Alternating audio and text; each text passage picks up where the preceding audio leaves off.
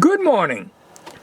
This is not a video so much about the Zenith 6D525 radio as it is on mounting the speaker, because I just want to make a video about this. It's been suggested that I re-drill these holes higher in the chassis so that it would get the speaker up. That's not possible. As you can see, they're right at the edge virtually right now. There's no way I would be able to do that. I have a solution for this, and I'm going to show you that right now. The two speakers are side by side, and this is going to be the lower part where it mounts to the chassis. Putting the speakers on top of each other,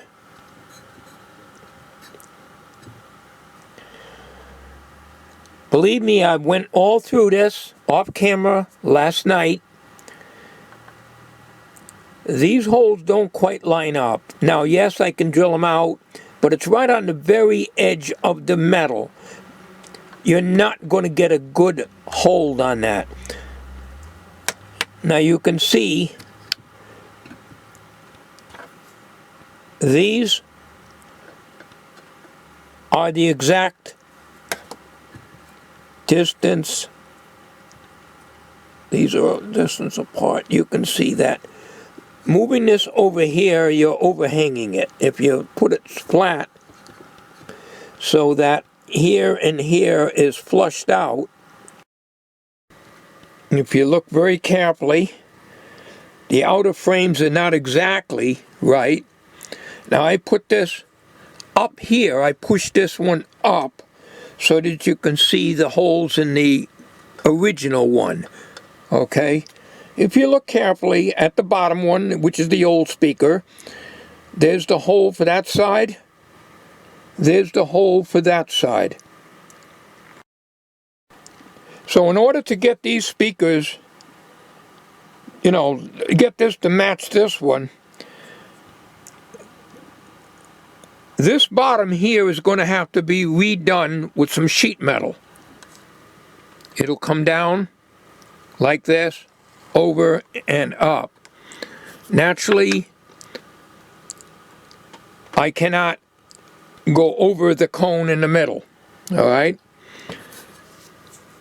And I'm going to have to do is make it, have it go right across here and then just cut that part of the sheet metal out, on the sheet metal, not the speaker. And what that's going to do is solve the problem. The speaker frame, the basket part here, see this part here? This is hitting here and here. And no, I'm not butchering the chassis by taking tin snips. I have tin snips that'll do that. Cut that out and cut that out. I'm not doing that. I'm not butchering this chassis just to get that speaker in here. So what it's going to do is I'm going to make it 1 inch wide. If you notice that the rivets are recessed into the chassis. In other words, it's flush. The rivets go in. So I can take a piece of sheet metal and it can come down to almost the bottom of the chassis. Not a problem. That's for rigid support. If I need to, I could add a screw over here. Can't do it in the middle because you're right with a transformer at the choke. What I want to do is it's got to get this speaker up a little higher. See? And if you look at the top of the dial in the top of the speaker, if I was to go even with that, which is about there, you can see how high I am over here. Okay, so I don't need to come up that high. All I need to do is to raise the speaker about 3/4 of an inch.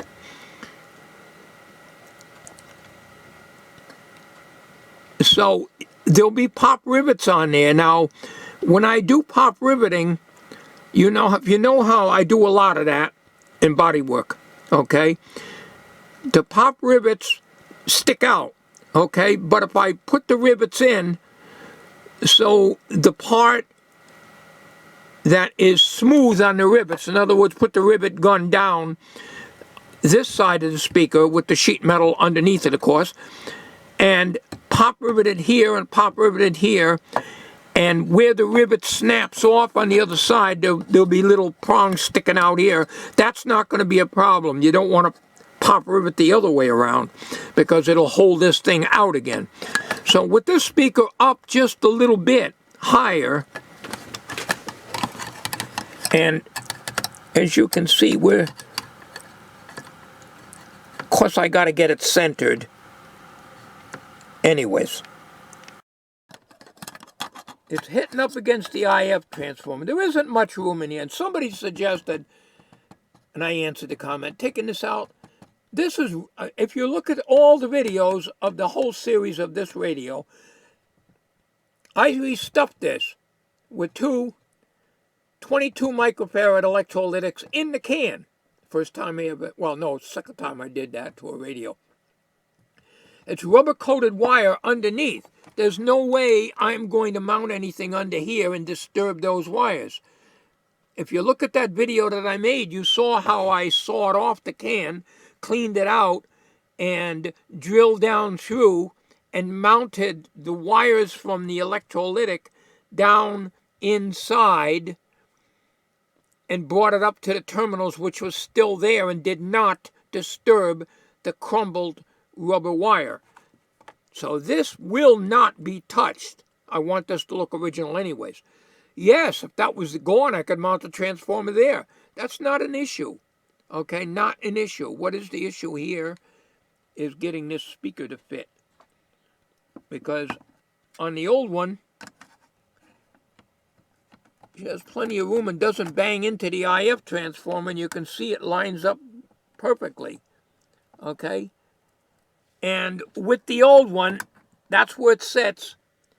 With my eyes, it looks like about 3/8 of an inch lower than the dial face. Okay? This one,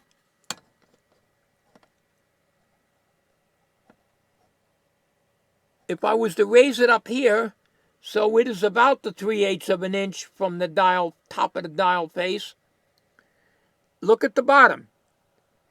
All right, so if I make that sheet metal in there, that will solve the problem. No problem at all doing that.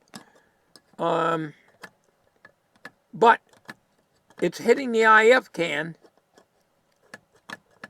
So this speaker is actually going to be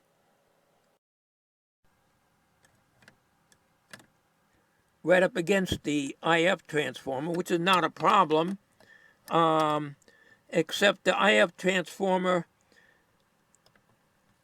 kind of goes into this opening here, but I don't think the cone will hit it.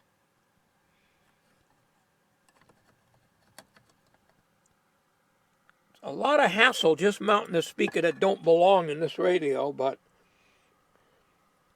that's the option I've got.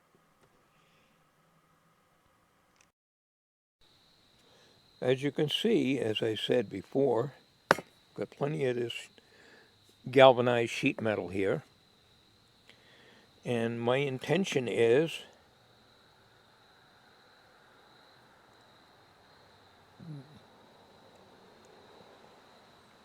I would say 1 inch wide, maybe 1.25 inches. I will measure before.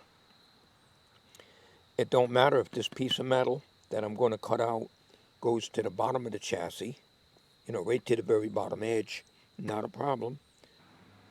This is what I'm going to do. I am going to pop rivet in here after I cut it, and cut this piece out, and then I can raise this whole thing up to about maybe 1/4 inch from the top of the dial face, and that'll be about where the original speaker sat. That way this speaker will sit straight up and down and not be held out like that on an angle. It's being held out because unless I cut the chassis out to accommodate this part of the speaker, which I'm not going to do,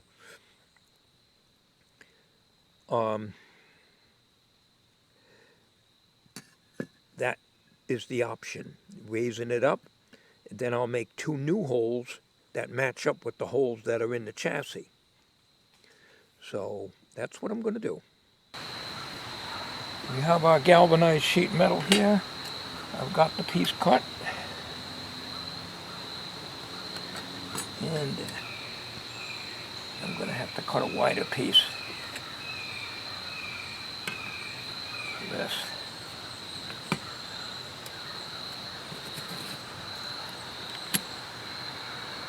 So I can have something to work with here.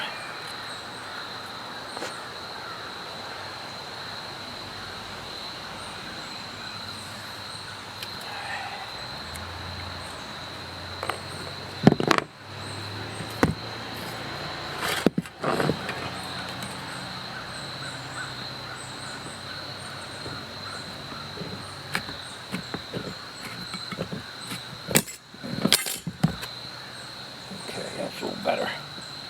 That's about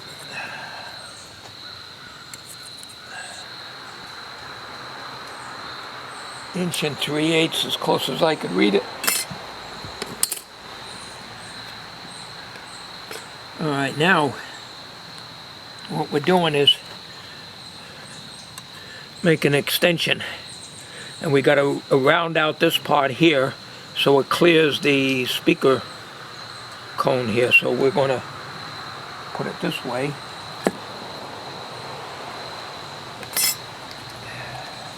And find a small marker. I have them in the shop, but I'll work with this. So what we got to do is we got to bring this up to here. And that'll leave me that, and then I got to cut out this. So bring that out there. That's all like that.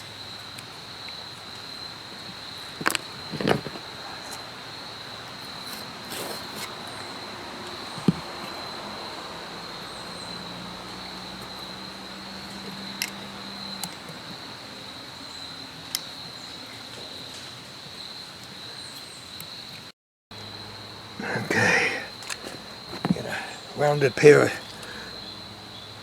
these are yard sale 10 cents that I bought several years ago. I got different sizes here. I'm not all done with this yet. I'm going to do a lot of this off camera. I still got to cut around more. So if you look at this, on the back side, I'll be able to put a hole here and a hole here after I pop rivet this.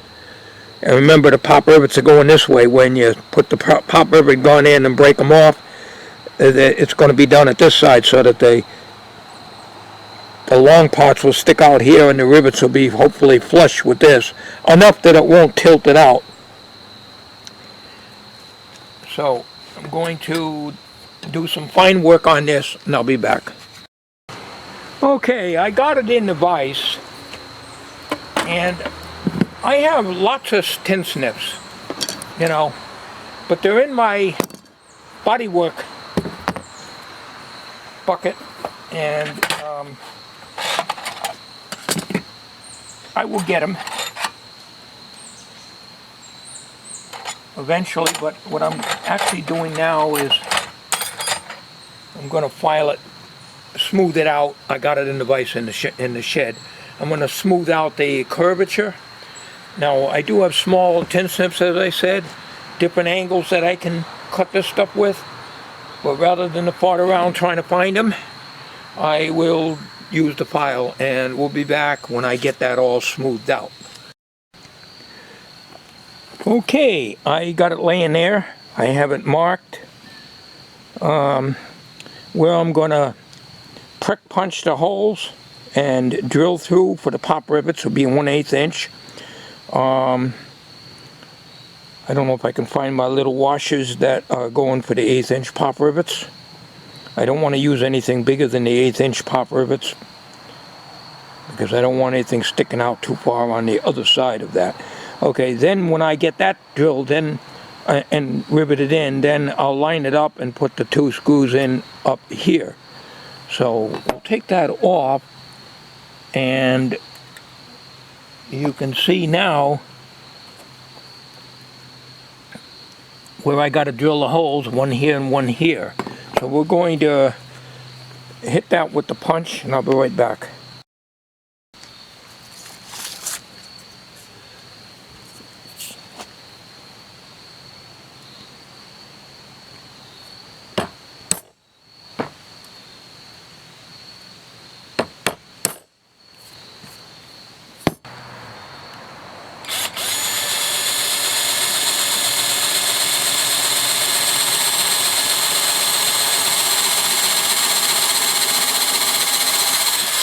Lousy Harbor Freight 1/8 inch bits and not worth the powder to blow them to hell. They don't cut.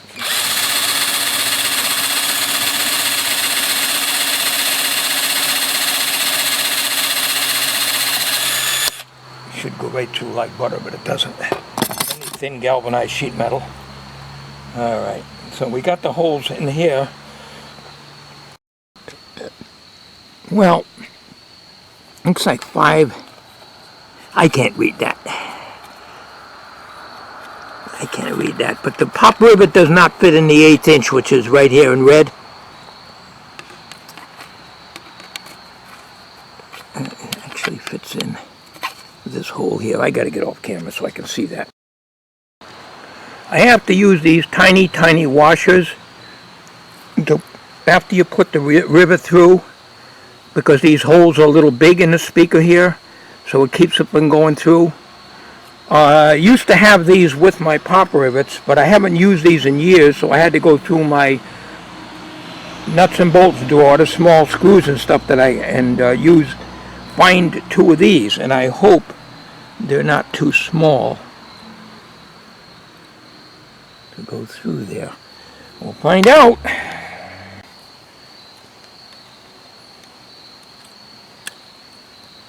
Be a contortionist and out wrecking the speaker here.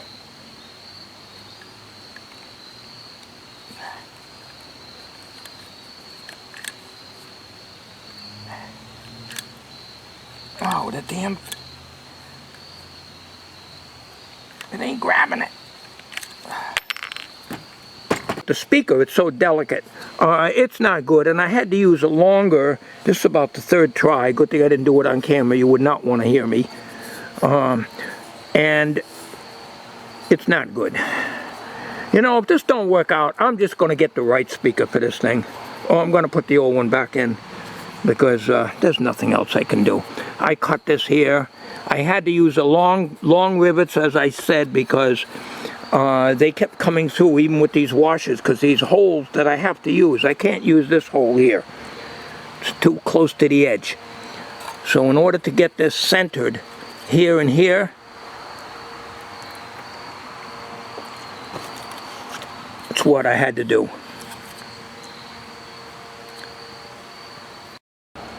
Okay, because this is so warped, because I needed to cut more out of here, because it was causing this to bend, I put this in a vise and I straightened it out so that when it goes up against the chassis like this, hopefully these don't interfere with me going up into the cabinet. If not, I'm just going to forget putting this speaker in, because as I showed you earlier in this video, there is no way you can mount that except for a bracket here.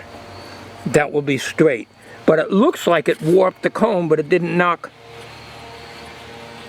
the voice coil out of center, so that should be okay. But anyways, we're going to go take it to the radio now and see what I can do. Okay, I went into the went at the radio and I held this up. This is where the holes are. I could have made this a little longer because I needed it to go up closer here. But as you can see, it definitely will hold, and as close as I can tell, it's pretty straight. But what bothers me is these here.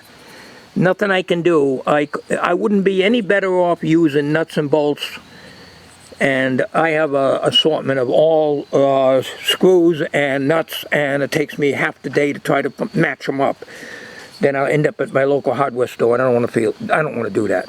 So if I did that, put nuts and bolts on here, it would stick out a little more here, which doesn't seem to affect the chassis because it's up above the chassis at that point.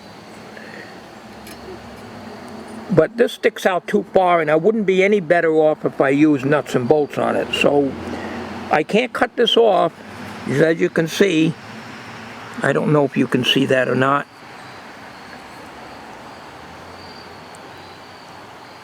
Okay. All right. So I'm not going to mount this. What I'm going to do is hold it up to the radio and make sure it lines up, because I'm not going to screw it in place until I get the mount from Doug. Okay, the battery's just about crapped out on this camcorder here. It's alright, it's a half-assed job. It's not what I wanted to do, butchering up the radio like this. I had to use a self-topping Phillips screw on this side because I couldn't get the 1/4 inch self-topping screw in there. I couldn't get it started. Kept falling out. As you can see, the speaker's on a little bit of an angle, but the plate isn't. But the speaker is setting pretty level right now. If this video goes dead all of a sudden, it's because the damn battery crapped out on the camcorder. I'm using the JVC camcorder here, so as you can see, I had to change batteries. As you can see, the basket, I can never get myself lined up here, trying to hold the camera, trying to hold the magnifying glass, trying to hold the audio output transformers so don't go all over the place. As you can see, the basket is up away from the chassis a little bit, and if you look at the top, we're just about even with the top of the dial face. So we're not too bad off. We're very limited in here. Let me get my finger in there to show you. We're very limited here for anything. I probably will have to remove this in order to put the screw in for the mount.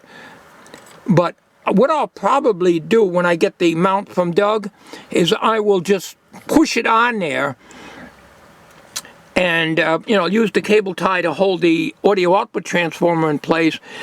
Okay, so anyways, that's going to be it. This is not part 11. This is going to be called trying to mount the speaker.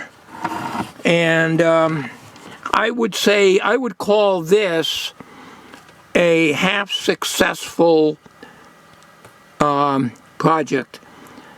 It was very hard to use the pop rivet gun, hold the speaker without knocking a hole in the cone with my fingers, hold the